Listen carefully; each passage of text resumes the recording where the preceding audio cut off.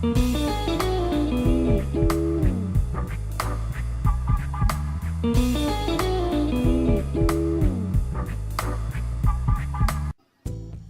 it going there, everyone? It's Mr. Zen over here bringing us a brand new Nanatsu no Taizai chapter discussion.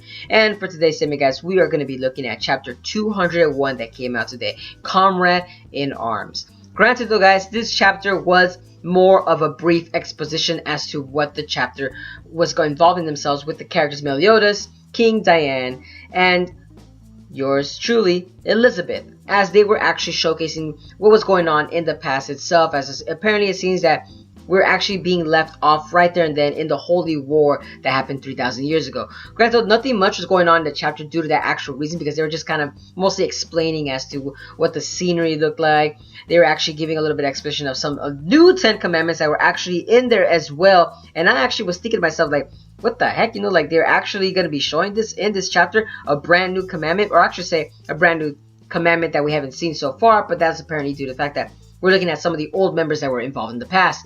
But I'm also actually laughing at the fact that in this chapter, we actually get to look at Elizabeth's goddess form. And I have to say that that form is freaking hilarious due to the fact that you gotta love Nakaba's style of drawing. I mean, Elizabeth is a very eye-appealing eye candy. Don't get me wrong, I love Elizabeth's character and all, but just that her wings, they look really real, that it just reminded me of chicken wings. Like, just imagine a chicken opening its arms and then just have Elizabeth, like, kind of like shown over the chicken. But right there and then, that's what you got. Elizabeth right there in itself. The way that Nakaba drew that character. I thought that was hilarious. In the way right there. But the thing about it, too, is that, you know, you gotta give it Nakaba a little bit of respect due to that actual reason. Because it actually looks like they're actually real wings, you know, like, that's how feathery wings are supposed to look like. They're supposed to look like chicken wings, in honesty. I mean, I wouldn't know how to draw that any other way, but like I said, gotta respect Nakaba for that actual style that he actually used right there.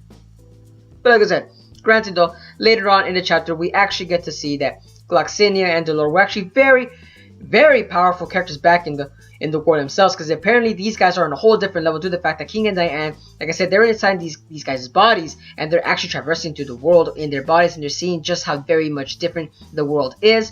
And not even because the terrain is different, but the power levels that were involved back in the day. Because we actually get a very powerful, eye-appealing attack from Meliodas himself, as he's got like a giant claymore, slices through all the freaking demons right there and then, and you freaking laugh at that fact, like, holy snap, Meliodas, just how strong were you in the freaking past? Like, you're gonna be laughing at that fact, like, you know, like Meliodas, there is just no limit to how strong your power is. But I'm assuming that's because of the fact that he's borrowing the power from the demon clan itself, and not necessarily it's all him. That's why I'm thinking that Meliodas has to go back to that killer himself, because that's the only way that Meliodas will actually go reach his full potential. Because Meliodas right now, he has a sense of humanity. He's holding his sense of doubt. You know, he has that sense of, you know, like I said, he loves life itself. Granted though, like I'm assuming in this past, it does seem like he's kind of just a little bit different, but that's because of maybe Elizabeth is right there, so we still kind of, like I said, it's probably just a little bit different. I don't know, like the way that Meliodas is being portrayed in the past, it just seems that he still has that murderous blood intent meant that he wants to be in battle. Like I said, that's the way I would see Meliodas in the past right now. But granted though, you know, we gotta love that the fact that they kind of did a little sexual innuendo with the interaction between Elizabeth and Meliodas, as they were like talking about like, well, we gotta come back to this subject on a later date. And I'm like thinking, like, is he trying to impregnate her, or he's trying to have a little fun time with her? Maybe it was something along the lines of that. But like I said, it just felt funny that Nakaba's actually throwing that at us viewers, because we all know what the heck is going on. That was pretty funny. Granted though, like I said, then we actually get to look at a new commandment, and that was Karma Dios of betrayal. Ooh, so scary.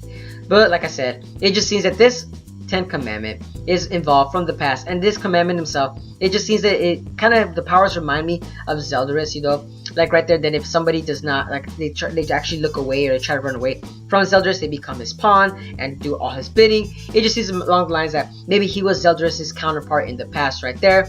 But Karma Dios did look like a formidable foe due to the fact that, you know, like I said, Gloxinia and Dolor, even though they were having the powers borrowed by King and Diane, they looked at this character and they said, holy snap, this guy, he does not seem as like an easy pickings. He actually stands out, and he has a power level that's beyond what we had comprehended. And like I said, that gives it gives us a setting as to just how strong characters were back in the day. Like I said, I feel like the characters that are involved right now in the Nanatsu no Taizai in the present, it just seems like they're kind of chunky. I'm hoping they actually keep that in a sense right there, because I'm loving the fact that we get to see stronger characters involved. Like I said, it's just giving us more and more of a touch of realism, as to say, you know, oh, characters can go stronger in the series, not as to say like as strong as Merlin or how Escon are right now, because, you know, of course, those power levels are just the tip of the iceberg in the Taizai universe. Like I said, loving the fact that Nakaba is actually going along with that route. But granted though, it just seems that the chapter kind of gave out, I have to say, just how powerful Gloxinia and Dolor were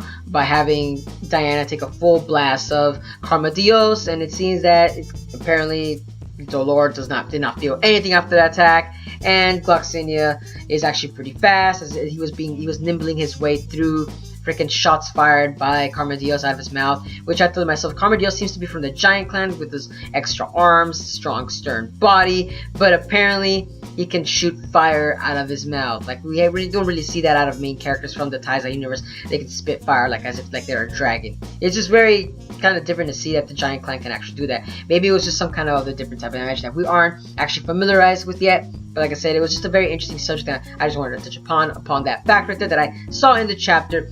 But like I said though, I could be wrong, and it could be some kind of, it could just be like trying to give it like eye appeal for us viewers to make this guy look more menacing in the sense right there.